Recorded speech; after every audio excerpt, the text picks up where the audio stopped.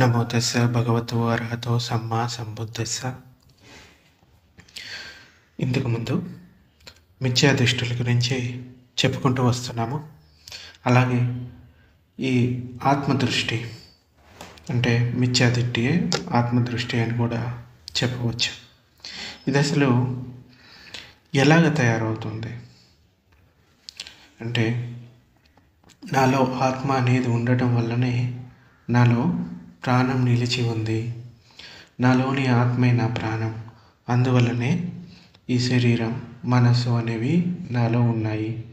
ఎంతవరకు నాలో ఆత్మ అనేది నిలిచి ఉంటుందో అంతవరకు ఈ శరీరం పెరిగి పెద్దదవుతూ ఉంటుంది, చెడిపోకుండా ఉంటుంది, అలాగే నశించకపోకుండా ఉంటుంది. అలా ఉన్నంత వరకు నేను బ్రతికి ఉంటాను. నాలో ఉన్న ఈ శరీరానికి, మనసుకు నాలో ఉన్న ఆత్మే ఆధారం. ఈ శరీరం, మనస్సు రెండు నా ఆత్మను ఆవరించుకొని ఉండటం వల్లనే ఆత్మలోని చైతన్యం ఈ శరీరం, మనసులో ప్రవేశించి ఆత్మ నియంత్రణలో ఇవి పని చేయగలుగుతున్నాయి.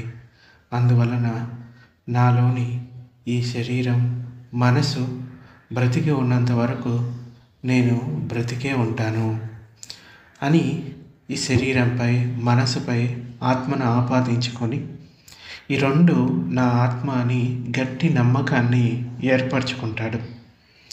దాంతో అతడి శరీరం పైన, మనసు పైన విపరీతమైన వ్యామోహం ఏర్పడుతుంది. ఆ శరీరానికి ఏమాత్రం కష్టం కలిగినా అమితంగా భయపడుతూ ఉంటాడు. ఆ శరీరానికి గాయమైన, రోగం వచ్చినా చచ్చిపోతానేమోనని భయపడుతూ ఉంటారు. ఈ భయం కూడా వారిలో ఆత్మదృష్టి గల శక్తి అనుసారంగా అనేక స్థాయిలో కలుగుతూ ఉంటుంది. కొంతమంది దాన్ని లెక్క చేయనట్లు ఉంటారు. కొంతమంది దగ్గు, జలుబు లాంటి చిన్న రోగాలకి, చిన్న చిన్న గాయాలకి అమితంగా భయపడుతూ నేనేమైపోతానో అని తీవ్రంగా ఆందోళన చెందుతుంటారు. కొంతమంది ఎదుటివారి మాటలకు, విమర్శలకు లెక్క చేయనట్లు ఉంటారు. మరికొంతమంది చాలా సున్నిత మనస్కులై ప్రతి చిన్న విమర్శను భూతద్దంలో చూసి ఆందోళన పడుతూ మనసులోనే దుఃఖిస్తూ ఉంటారు. ఇదంతా వారిలో ఆత్మదృష్టి వల్లనే జరుగుతుంది అని వారు తెలుసుకోలేరు. అందువలన ఆ వ్యక్తిలోని నామరూపాలకు, అంటే నామం అంటే మనస్సు, రూపం అంటే శరీరం, ఈ నామరూపాలకు ఆ వ్యక్తి ఆత్మదృష్టి కారణంగా అత్యధికమైన ప్రాధాన్యత ఇచ్చి వాటిని ఎంతో ప్రేమతో, రాగంతో పోషించుకుంటూ ఉంటాడు. అటువంటి వ్యక్తి తన శరీరాన్ని, మనసును ఆత్మగా ఊహించుకుంటూ, అంటే ఆత్మ అన్నది కంటికి కనబడేది కాదు కాబట్టి ఈ రెండింటిపైనే అంతులేని మమకారాన్ని పెంచుకుంటాడు. ఈ శరీరానికి సుఖాన్ని ఇచ్చే భార్య, పిల్లలు, వాళ్ళ మీద కూడా వ్యామోహాన్ని పెంచుకొని వారి ఉన్నతి కొరకు, పోషణ కొరకు స్వార్థంతో అనేక పాపకర్మలను ఆచరిస్తూ అన్యాయంగా ధనార్జన చేస్తూ జీవిస్తూ ఉంటాడు. ఈ ఆత్మ విషయాన్ని మనం ఇంకొంత వివరంగా తెలుసుకుందాం. అంటే ఇది ఒక మిథ్యాదృష్టి అని మనం అర్థం చేసుకోవాలి. వ్యక్తుల్లో ఉన్న మిథ్యాదృష్టులకు, అకుశల చిత్త ధర్మాలకు, వారు ఆచరించే పాపకర్మలకు అన్నిటినీ ఈ ఆత్మదృష్టే కారణం. ఈ ఆత్మదృష్టి ఈ వ్యక్తుల వెంట జన్మ జన్మల నుండి కొనసాగుతూ అంతకంతకు తీవ్రమవుతూ శక్తివంతమవుతూ ఉంటుంది. ఆ వ్యక్తి చిత్తంలో ఈ ఆత్మదృష్టి కొనసాగుతున్నంత కాలం అతడిలో పాపదృష్టి, పాపధర్మం మరియు పాపకర్మ అనే 3 విషయాలు ఆత్మదృష్టిని అంటిపెట్టుకొని ఉంటాయి. అందువలన ఎవరైతే ఆత్మదృష్టి అనే మిథ్యాదృష్టిని, అనగా లేని ఆత్మను ఉన్నట్లుగా భావించే వ్యక్తులంతా ఈ పాప దృష్టికి వారసులవుతున్నారు. ఇలా జరిగినప్పుడు దాని వెంట నడిచే పాపధర్మం, పాపకర్మలకు ఆత్మ దృష్టి కల వ్యక్తులు లొంగిపోయి బానిసలవుతున్నారు. అందువలన ఈ ఆత్మదృష్టి వ్యక్తి చిత్తంలో బలంగా, శక్తివంతంగా అంతకంతకు వాళ్ళ చిత్తంలో లోతుల్లోకి నాటుకొని పోతూ ఉండటం వలన వారు భవ సంసారంలోని జనన మరణ చక్రం నుండి అనంతకాలం విముక్తిని పొందలేకపోతున్నారు. ఈ ఆత్మదృష్టి కల సత్వులు అత్యున్నతమైన బ్రహ్మలోకంలో జీవించి ఉన్నప్పటికీ వారిలో ఉన్న ఈ ఆత్మదృష్టి అనే పాపదృష్టి వలన వారు ఆ లోకంలో మరణించినప్పుడు వారిని క్రింది లోకాలకు పతనం చేసి బ్రహ్మలోకాల నుండి దేవలోకాలు, దేవలోకాల నుండి మానవలోకం నుంచి అధోలోకాల్లోకి క్రమంగా దిగజారిపోతుంటారు. అలా కాకుండా ఒకవేళ బ్రహ్మలోకంలో ఉన్న మహాబ్రహ్మ గారికి ఈ ఆత్మదృష్టి శక్తివంతంగా తీక్షణంగా ఉండి, నేను బ్రహ్మలోకవాసిని, మహాబ్రహ్మను, అమరుడను, నా చుట్టూ ఉన్న లోకాలలోని ప్రాణులన్నీ మెరుపు మెరిసినంత కాలంలో పుట్టి మరణిస్తున్నారు, కానీ నేను మహాబ్రహ్మను, నాకు మరణం లేదు, అనంతకాలం జీవించి ఉంటాను, నేనే సృష్టికర్తను, ప్రాణులన్నిటినీ పరిపాలించేవాడిని, నేను సాటి లేని శ్రేష్ఠుడను, నేను భగవంతుడిని అని అహంకారంతో మిడిసిపడుతూ జీవించినప్పుడు ఆత్మదృష్టి అంతకంతకు శక్తివంతంగా తీక్షణం అవుతూ ఉండి ఆ మహాబ్రహ్మగారు మరణించినప్పుడు అదో లోకంలో నేరుగా జన్మిస్తాడు. అంటే బుద్ధుడి కాలంలో కూడా ఒక బకబ్రహ్మ అని ఉండేవాడు. అతడి దీర్ఘాయుషు చాలా ఉండేది. అందుచేత ప్రాణులన్నీ నేను పుట్టిన తర్వాతే పుట్టాయి, మొదట నేనే ఈ ప్రాణులన్నిటినీ నేనే చూసుకుంటున్నాను, నేనే అన్నిటికన్నా గొప్పవాడిని అని ఆత్మదృష్టి చాలా ఉండేది. ఆ తర్వాత భగవానుడు ఆ మహాబ్రహ్మకి తన యొక్క మిథ్యా దృష్టిని తెలుసుకునే విధంగా చెప్తాడు. నువ్వు వెళ్ళే ప్రతి చోటికి నేను వస్తాను, అలాగే నేను వెళ్ళే ప్రతి చోటికి నువ్వు రాగలవా అని ఆ మహాబ్రహ్మకు చెప్తాడు. ఓ, నాకు తెలియందేముంది, ఈ ప్రాణులన్నిటిని సృష్టించింది నేనే, నిన్ను కూడా సృష్టించింది నేనే అని ఆ బ్రహ్మ అనుకుంటాడు. అయితే ఆ బ్రహ్మ వెళ్ళిన ప్రతి చోటికి భగవానుడు ప్రత్యక్షమయ్యాడు, కానీ బుద్ధుడు వెళ్ళిన చోటికి మాత్రం ఈ బ్రహ్మ కనుక్కోలేకపోయాడు. అప్పుడు తెలుస్తుంది, అరే నాకన్నా శక్తివంతుడు బుద్ధుడు. ఆ తర్వాత అతడికి ఈ మిథ్యా దృష్టిని తొలగించుకోవడానికి భగవానుడు ధర్మాన్ని ఉపదేశిస్తాడు. సో ఇలా కొంతమంది అంటే దేవలోకాల్లో పుట్టిన వారు దీర్ఘకాలం వరకు, అంటే చాలా దీర్ఘకాలం, సో వాళ్ళు అక్కడే జీవిస్తూ ఉంటారు. వాళ్ళే క్రియేటర్స్గా ఫీల్ అవుతూ ఉంటారు. అంటే ప్రాణులన్నిటినీ మేమే క్రియేట్ చేశాము, నేను అంటే నేను చూస్తూ ఉన్నాను కాబట్టి ఇదంతా నా కనుసైగల్లోనే జరుగుతూ ఉంది అని కొంతమంది ఈ మిథ్యా దృష్టిని కలిగి ఉంటారు. కానీ ఆ బ్రహ్మ కూడా తన ఇంతకుముందు చేసుకున్న పుణ్యపారమితల వలన, అంటే పుణ్యకర్మల వలన అక్కడ జన్మించాడు. కానీ ఆ పుణ్యకర్మల ఫలితం ఎప్పుడైతే పూర్తవుతుందో మళ్ళీ అక్కడి నుంచి మరణించి ఇంకో చోట జన్మించడం అనేది జరుగుతుంది. అయితే వాళ్ళు కూడా ఈ మార్గఫలాలు పొందకుండా ఉన్నంతకాలం ఈ భవ సంసారంలో తిరుగుతూనే ఉంటారు. అయితే మహాబ్రహ్మ అయిన ఉన్నత ప్రాణి మరణించి అధోలోకంలో ఒక పందిగానో శునకంగానో జన్మించి మలం తింటూ తిరిగాడడం ఈ భవ సంసారంలో దాగి ఉన్న అపాయం అన్నమాట. అందుకే జ్ఞానులైన వారు ఈ భవ సంసారంలోని జన్మ అంటే చాలా భయపడతారు. చూసారా, బ్రహ్మలోకంలో ఉన్న బ్రహ్మగారికి ఈ గతి పట్టినప్పుడు దేవలోకాల్లో నివసించే దేవతలు, మానవలోకంలో జీవించి ఉన్న మానవుల్లో ఉన్న ఆత్మదృష్టి వల్ల లభించే అనర్థాలు చెప్పడానికి సాధ్యమవుతుందా? ఎంతకాలం వరకు ప్రాణుల్లో ఆత్మదృష్టి శక్తివంతంగా కొనసాగుతూ ఉంటుందో అంతవరకు వారు పొందబోవు భవిష్యత్తు జన్మలన్నిటిలోనూ ఈ పాపదృష్టి విధించే శిక్షలన్నిటినీ అనుభవించాల్సి ఉంటుంది. ఆత్మదృష్టి అనే పాపదృష్టి వెంట ఉండటం వలన వారు అనేక పాప కార్యాలను చేస్తూ ఉంటారు. స్వార్థపూరిత చింతనతో అన్యాయంగా ధనార్జన చేస్తారు. చెడు నడత కలిగి ఉంటారు. ఇలాంటి వారు పరిస్థితుల ప్రభావం వలన తమ స్వార్థం కొరకు ఇతరులను హత్య చేయడానికి ఏమాత్రం భయపడరు.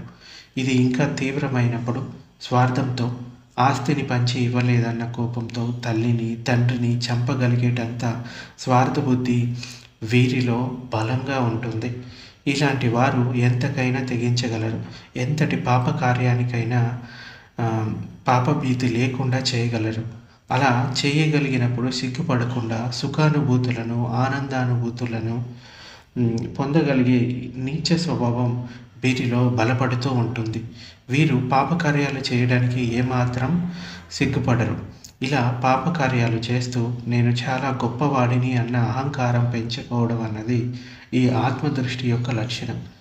దీని కారణంగా వీరంతా ఆత్మదృష్టి యొక్క ఆధిపత్యంలో అనేక పాపకార్యాలు చేస్తూ ఉండడం అనేది తప్పనిసరి అవుతుంది. వీరు పాపకర్మలు చేయకుండా తప్పించుకోలేరు. ఇది ఆత్మదృష్టి యొక్క శక్తి. నీకు తెలియకుండానే నీ ద్వారా పాపకర్మలు అనేకం జరిగిపోతూనే ఉంటాయి. అందుకోసం ఈ ఆత్మదృష్టిని వదిలిపెట్టాలి.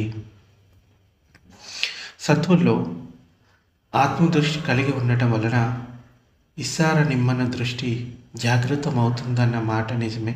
ఇస్సార నిమ్మన దృష్టి అనగా ప్రాణులు అనుభవించే అన్ని రకాల సుఖదుఖాలకు వాటిని సృష్టించిన భగవంతుడు కారణంగానే జరుగుతున్నాయన్న మిథ్యా దృష్టి కలిగి ఉండటం. ఈ ఆత్మదృష్టి వలన బ్రహ్మలోకంలో జన్మించిన ఆ బ్రహ్మకు కూడా తాను గతంలో ఏ లోకంలో మరణించి బ్రహ్మలోకంలో జన్మించాడు అనేది తెలియదు. ఈ జన్మలో మరణం ఉంటుందన్న విషయం కూడా ఆ బ్రహ్మకు తెలియదు. అందువలన ఆ బ్రహ్మ తనలోని ఆత్మదృష్టి ప్రభావం వలన తనకు తాను శాశ్వతంగా ఉంటాను అని, నేను నశించని వాడను, మరణం లేని అమరుడను అని భ్రమపడుతూ ఉంటాడు. దీర్ఘకాలం కొన్ని కల్పాల కాలం పాటు జీవించి ఉండగలుగుతున్నందున ఆ కారణంగా బ్రహ్మలో తాను శాశ్వతుడను అన్న భావం నెలకొని ఉంటుంది. ఇలా మరణం లేని అమరుడను అన్న భావం కలిగినప్పుడు అతడు ఇంకా కొంచెం ముందుకు వెళ్తాడు. నేను సృష్టికర్తను, భగవంతుడిని, శాశ్వతమైన వాడిని, నాలో ఎంతో ప్రశాంతత ఉంది, ఎంతో మనశ్శాంతి ఉంది, నేను అన్ని ప్రాణులకు తండ్రి లాంటి వాడిని అని భ్రమపడుతూ ఉంటాడు. ఆయన ప్రతిరోజు మైత్రి, కరుణ, ముదిత, ఉపేక్షలను విశ్వంలోని అన్ని ప్రాణులకు ప్రసరిస్తుండటం వలన, అందరికీ మంగళమైత్రిని పంచుతుండటం వలన తాను భగవంతుడిని నన్న బ్రహ్మ అతడిలో బలంగా గుడ్డి నమ్మకంగా తయారవుతుంది. దాంతో ఆయన తనకన్నా క్రింది బ్రహ్మలోకాల్లో ప్రత్యక్షమై తనకన్నా తక్కువ స్థాయి బ్రహ్మలకు నేను మీ భగవంతుడిని, నేను శాశ్వతుడిని, మిమ్మల్ని అందరినీ నేనే సృష్టించాను అని ప్రబోధిస్తూ ఉంటాడు. ఈ మాటలు విన్న ఇతర బ్రహ్మలు కూడా ఆయన చెప్పిన మాటల్ని నిజమే కాబోలు అని నమ్ముతారు. ఎందుకంటే అలా ప్రబోధించిన బ్రహ్మగారు వారికన్నా పై లోకాల్లో చెందినవాడు కాబట్టి. క్రింది లోకాల్లో బ్రహ్మలు ఆయనే సృష్టికర్త, భగవంతుడు అని నమ్ముతారు. ఇలాగే దేవతల్లో కూడా ఎవరికైనా ఆత్మదృష్టి తీక్షణమై మానవుల ముందు ప్రత్యక్షమై నేను భగవంతుణ్ణి, మిమ్మల్ని అందరినీ సృష్టించిన వాడును అని చెప్పి కొన్ని అతీంద్రియ శక్తులను ప్రదర్శించినట్లయితే మానవులందరూ ఆయనే భగవంతుడని తప్పకుండా నమ్ముతారు. అలానే బ్రహ్మలు కూడా ప్రవర్తిస్తారు. దేవతలు అలా ప్రత్యక్షం కాకపోయినప్పటికీ దేవతలను భగవంతుడుగా భావించి పూజించేవారు ఎంతోమంది ఉన్నారు. కానీ మానవులకు దేవతలు కూడా తమ వంటి ప్రాణులే అని, వారిలో ఉన్నవి కూడా పంచస్కందాలే అని తెలుసుకోలేకపోతారు. ఎవరైతే ఈ ఇస్సార నిమ్మన దృష్టి కలిగి ఉంటారో వారంతా ఆ బ్రహ్మలాగే అందరినీ సృష్టించగల భగవంతుడిని గుడ్డిగా నమ్ముతాడు. అంటే ఆ బ్రహ్మే అందరినీ సృష్టిస్తున్నాడని గుడ్డిగా నమ్ముతారు. తమ కన్నా ఉన్నత లోకాల్లో నుంచి దిగి వచ్చిన బ్రహ్మ మాట్లాడిన మాటల వలన ఆ లోకాల కన్నా దిగువనున్న లోకాల్లోని ప్రాణులందరూ ఈ బ్రహ్మే సృష్టికర్త అన్న భ్రమ ఏర్పడుతుంది. ఎంతకాలం ఈ ఆత్మ దృష్టి నుండి విముక్తి ఉండదో అంతకాలం ఆ ప్రాణి మహాబ్రహ్మ అయినప్పటికీ, తానే సృష్టికర్తను, భగవంతుడను అని ప్రకటించుకుంటున్నప్పటికీ అతడు పాపదృష్టి, పాపధర్మం, పాపకర్మ అనే మిథ్యా దృష్టిల బంధహస్తాల నుండి తప్పించుకోలేడు. ఎందుకంటే ఈ మిథ్యా దృష్టిలన్నీ అతడి చిత్తంలో గత జన్మల్లోనే నాటుకొని పోయి ఉన్నాయి. అందువల్లనే ఆ మిథ్యా దృష్టిలు ఆ తర్వాత కలిగే జన్మలన్నిటిలోనూ ఇంకా ఇంకా తీవ్రమై ఆ సత్తుల్ని పట్టి బంధిస్తాయి. దానితో ఈ మిథ్యా దృష్టిల పాపచర్యల వలన అతడు మరణించిన తర్వాత అతడి కర్మానుసారంగా ఏదో ఒక అధోలోకంలో ఎప్పుడో ఒకప్పుడు జన్మించక తప్పదు. ఆ సత్వుడు బ్రహ్మలోకవాసి అయినా ఎంత దీర్ఘకాలం ఆ ఉన్నత లోకంలో సుఖ సంతోషాలు కొన్ని కల్పాల పాటు అనుభవించినప్పటికీ ఈ పాప దృష్టి అంటే ఆత్మదృష్టి వలన, దీని ప్రభావం వలన దురదృష్టవశాత్తు అతడు అధోలోకంలో జన్మించడం జరిగితే అంతకన్నా ఎక్కువ దీర్ఘకాలం అధోలోకాలలో జన్మ తర్వాత జన్మలు తీసుకుంటూ అంతులేని తీవ్ర బాధలను, కష్టాలను, దుఃఖాలను అనుభవించవలసి వస్తుంది. అందుచేత ఈ ఆత్మదృష్టిని వదిలిపెట్టాలి. లేకపోతే మళ్ళీ మళ్ళీ ఈ తప్పులు చేస్తూ ఈ మిథ్యా దృష్టుల్ని కలిగి ఉండటం వలన అధోలోకాల్లో జన్మించాల్సి వచ్చే అవకాశం ఉంటుంది. సో ఈ మిథ్యా దృష్టి వల్లే పాపకర్మలు ఎక్కువగా చేస్తూ ఉంటారు. అందుచేత ఈ మిథ్యా దృష్టిని వదలకపోతే మళ్ళీ మళ్ళీ ఆ పాపకర్మలు చేయడం, మళ్ళీ మళ్ళీ దాని అంటే ఆ కర్మ విపాకాన్ని పొందుతూ ఉంటారు. సామాన్యులు వ్యవహారికంగా కంటికి కనబడే అనేక రూపాలను, ఆకారాలను, అనేక రకాల వ్యక్తులు స్వభావాలు బాహ్యంగా చూసి కొంతవరకు అర్థం చేసుకోగలుగుతారు. కానీ వారికి ఎదురైన విషయాన్ని దాని పరమార్థ సత్యం వరకు విభజించుకుంటూ, విశ్లేషించుకుంటూ వాటి ఆత్మ అనే సారాన్ని గ్రహించగలిగే నేర్పు ఉండదు. ఏ ప్రాణి అయినా నామరూపాల సమ్మేళనం వల్ల తయారైన పంచస్కందాల వల్లనే ఉత్పన్నమవుతున్నాయని గ్రహించలేరు. అందువలన ఇటువంటి వారు ఈ శరీరమే నాది, నాలోనే చిత్తం ఉంది అంటే మనసు అంటే నాలో ఉన్న చిత్తమే నాది అని భ్రమపడుతూ వాటిని ఏమాత్రం కష్టం వాటిల్లిన తీవ్రంగా ఆందోళన, దుఃఖపడుతూ ఉంటారు. వారికి చెందిన విషయాలన్నిటినీ నేను, నాది అని వారి ఆత్మపరంగా ఆపాదించుకుంటారు. ఆ వస్తువు యొక్క విలువతో సంబంధం లేదు. కానీ ఆ వస్తువు తనది అనుకున్నప్పుడు మాత్రం అది తనది కాకుండా పోయినప్పుడు ఎంతో ఆందోళన చెందుతూ దుఃఖపడుతూ ఉంటారు. నాది అనుకున్న వస్తువు పోయినప్పుడే దుఃఖం కలుగుతుంది. కానీ నాది అనుకొని ఇంకొకరి వస్తువు పోయినప్పుడు ఆత్మదృష్టి కల వ్యక్తికి దుఃఖం కలగదు. నేను, నాది అనే అహంకారంలో అంతటి శక్తి ఉంటుంది.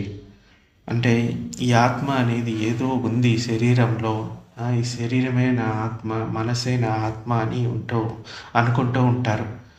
కానీ ఇది మిథ్యాదృష్టి అని భగవానుడు చెప్తాడు. ఉన్నది పంచస్కందాలు అంటే నామరూపాలు మాత్రమే. అవి కూడా హేతువుల కారణంగానే జరుగుతుంది. అంటే ఒక కారణం చేత అవి జరుగుతూ ఉంది అంటే పటిච්ච సముప్పాదం. సో అవిద్య కారణంగా సంస్కారాలు అనేవి ఏర్పడతాయి. సంస్కారాల కారణంగా విజ్ఞానం, విజ్ఞానం కారణంగా నామరూపాలు, నామరూపాల కారణంగా ఆరు ఆయతనాల కారణంగా స్పర్శ కారణంగా వేదన కారణంగా తృష్ణ కారణంగా ఉపాదానం కారణంగా భావం. సో ఇది ఒక కారణం చేత ఏర్పడుతూ ఉంటుంది. అంటే హేతువు అనేది ఉంది. ఆ హేతువుని నిర్మూలించినట్లయితే అప్పుడు దుఃఖం నుంచి బయటపడతామని భగవానుడు చెప్తాడు. ఇక్కడ శాశ్వతమైనది ఏది లేదు అని చెప్తాడు. ఎప్పటి వరకు అయితే ఆ హేతువు నుంచి బయటపడమో అప్పటి వరకు మళ్ళీ మళ్ళీ ఈ భవ సంసారంలో పుడుతూనే ఉంటాము. ఈ శరీరం యొక్క, ఈ చిత్తం యొక్క అనాత్మ విషయాలను పరమార్థపరంగా తెలుసుకోలేని వారు, ఒక వ్యక్తి పుట్టి ఆయుస్సు తీరి మరణించడం వలన పుట్టినప్పుడు మరణించక తప్పదు కదా, ఏది శాశ్వతం కాదు అని ఎవరైనా మరణించినప్పుడు తాత్కాలికంగా ఈ శ్మశానంలోకి వెళ్ళినప్పుడు ఆ శ్మశాన వైరాగ్యాన్ని వెళ్ళబుచ్చుతూ ఉంటాడు. పుట్టి మరణించేదాకా మనిషి స్థిరంగా నిత్యుడు అంటే నిత్యమైన వాడు అన్నట్లుగా బ్రతికే ఉన్నాడు కదా అని భ్రమపడుతూ ఉంటాడు. కానీ వ్యక్తుల్లో ఉన్న నామరూపాలు రెండు అనిత్యమైనవి. అవి క్షణక్షణం పుడుతూ గిడుతూ తిరిగి మళ్ళీ పుడుతుండటం వల్లనే ఈ జీవన ప్రవాహం కొనసాగుతుందని, ఈ అనిత్యత స్వభావం వల్లనే శిశువు జన్మించి బాల్యావస్థ, యవ్వనం, వృద్ధాప్యం అనే స్థితులు మనిషిలో కలుగుతున్నాయని, మనిషి జీవితాన్ని పరమార్థపరంగా అర్థం చేసుకోగలిగే నేర్పు చదువుకున్న వారైనప్పటికీ వాళ్ళలో ఉండదు.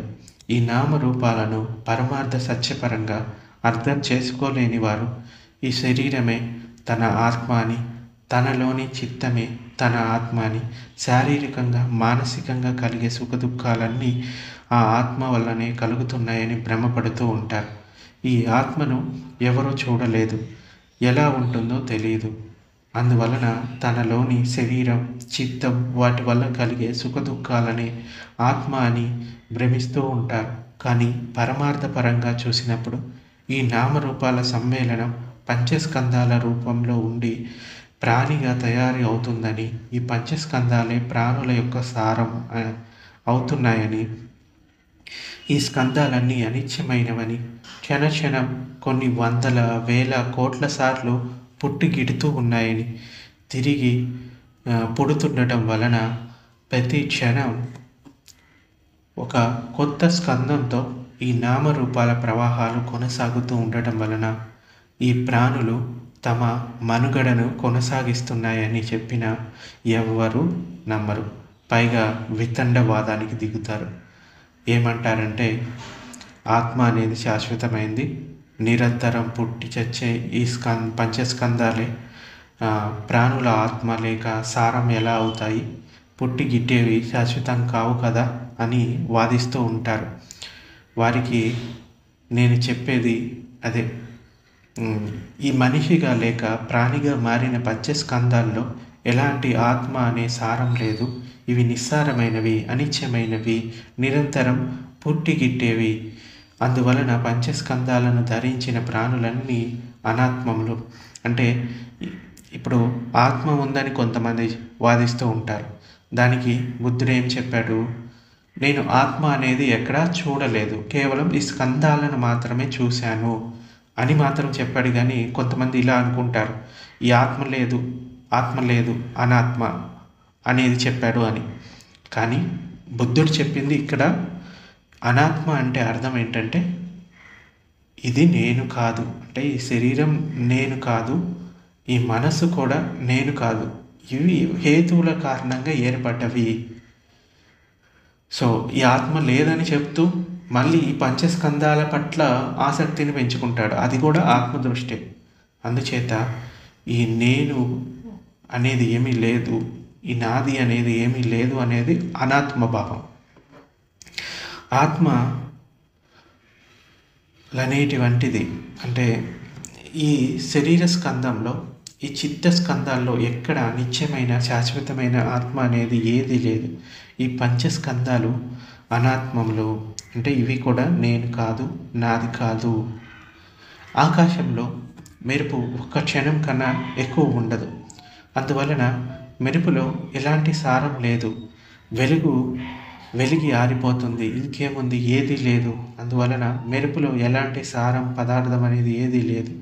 ఈ మెరుపు తనదని, దానిపై తనకు అధికారం కలదని చెప్పేవాడు ఎవడు లేడు. మెరుపుకి యజమాని అనేవాడు ఎవడూ లేడు. అలాగే ఈ పంచస్కందాలు కూడా మెరుపు వంటివి. ఒక్క క్షణంలోనే అనేక శత సహస్ర కోట్ల సార్లు వెలిగి ఆరిపోతూ ఉన్నట్టువి. దానిపై ఆధిపత్యం చేయగలిగిన వాడు ఎవడూ లేడు. ఏ వ్యక్తి అయితే ఈ పంచస్కందాలను ధరించి ఉన్నాడో ఆ వ్యక్తికి పంచస్కందాల్లో అత్యంత వేగంగా నిరంతరంగా జరిగే ఉదయ వేళలపై ఎలాంటి పుట్టే గిట్టే విషయాలపై ఎలాంటి ఆధిపత్యం అధికారం లేదు. అందువలన పంచస్కందాలను ధరించిన వ్యక్తి తనలోని పంచస్కందాలకు యజమాని ఎవడూ లేడు, ఎవడూ కాడు కూడా, కావాలనుకున్నా కాలేడు. అందువలన వ్యక్తిలోని పంచస్కందాలు అన్నవి అనాత్మములు, అనగా ఎలాంటి ఆత్మ అనే నిత్యమైన వస్తువు లేనట్టువి. ఈ విషయాన్ని ఇంకో కోణం నుంచి కూడా పరిశీలిద్దాం. మెరుపు క్షణికమైనది, నిస్సారమైనది. దీనిపై ఎవరికి ఎలాంటి ఆధిపత్యం, యజమానితత్వం లేదు. అలాగే నామరూపాల్లో ఉన్న పంచస్కందాలు అనిత్యమైనవి, రెప్పపాటులో శత సహస్ర కోట్ల సార్లు పొట్టుగిట్టేవి. ఈ పంచస్కందాల్లో ఉన్న అనిత్యతపై కూడా ఎవరికి ఆధిపత్యం, యజమానితత్వం లేనే లేదు. ఆ పంచస్కందాలను ధరించిన వ్యక్తికి కూడా ఆ పంచస్కందాల్లోని అనిత్యత స్వభావంపై ఎలాంటి అధికారం లేదు. వాటిని నియంత్రిస్తున్నానని ఏ వ్యక్తి చెప్పలేడు. వాటికి అనిత్యత స్వభావం ఉందని చాలామందికి తెలియదు.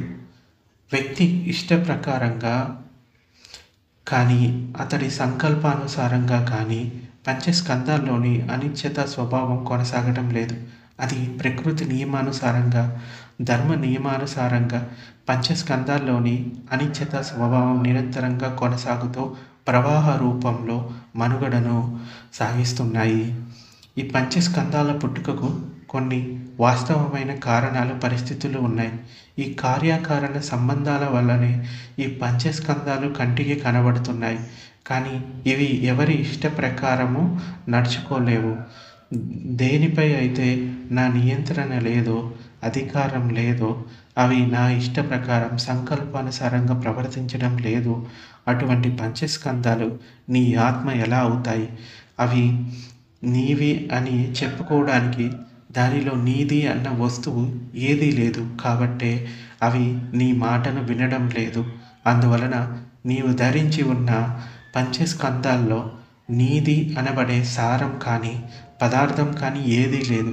అలాంటప్పుడు నాలో నేను, నాది అనే వస్తువు ఎలా ఉండగలుగుతుంది? అందువలన నా శరీరంలో నేను, నాది, నా ఇష్టం, నా సిద్ధాంతం అనేది ఏదీ లేదు అని అర్థం చేసుకొని ప్రతి వ్యక్తి అహంకారాన్ని తగ్గించుకొని ఆత్మదృష్టి నుండి బయటపడాలి. సో ఈ దృష్టి నుంచి ఎప్పటి వరకు అయితే బయటపడరో అప్పటి వరకు ఈ సంసారంలో తిరిగాడుతూనే ఉంటారు. మనకి ఆర్య అష్టాంగిక మార్గంలో మొట్టమొదటి అంగం ఏంటంటే సమ్మాదిట్టి, సరైన అవగాహన, సరైన దృష్టిని కలిగి ఉండటం. ఎప్పటి వరకైతే ఈ సత్కాయ దృష్టిని ఈ శరీరాన్ని, మనసుని నాదిగా, నేనుగా భావిస్తూ ఉంటారో, ఇది నేను చేస్తున్నాను, నాది అని అనుకుంటూ ఉంటారో, ఆ దృష్టి పోనంత వరకు అది కొనసాగుతూనే ఉంటుంది. ఇంకా భగవంతుడు అనేవాడు ఎవడో ఉన్నాడు, ఆయనే నన్ను సృష్టించాడు, నేనేమి చేసేది లేదు, నేను ఏ పని చేసినా భగవంతుడు ఆజ్ఞాన ప్రకారమే చేస్తున్నాను, ఇవన్నీ కూడా మిథ్యా దృష్టిలే. వాళ్ళు వాళ్ళ కార్యాలు పాపకార్యాలు చేసుకోవడానికి ఈ దృష్టిని కలిగి ఉంటారు. వాళ్ళకి తెలియని విషయం ఏంటంటే వాళ్ళు చేసే పుణ్యకర్మలు వాళ్ళతోటే వస్తాయి, వాళ్ళు చేసే పాపకర్మలు వాళ్ళతోటే వస్తాయి. ఎవరికి రక్షణ వాళ్ళే కొనసాగించుకోవాలి, ఇంకెవ్వరూ రక్షకులు కాలేరు. ఈ విషయాన్ని గుర్తుంచుకొని ఈ ఆత్మ దృష్టిని తగ్గించుకోవడానికి, వదిలిపెట్టడానికి ప్రయత్నించాలి. సో అంతేగాని ఈ మోక్షం పొందడానికి ఏదో పూజలు చేస్తేనో, వ్రతాలు చేస్తేనో, లేకపోతే వాళ్ళని పూజిస్తేనో వీళ్ళని పూజిస్తేనే ఏమీ మారదు.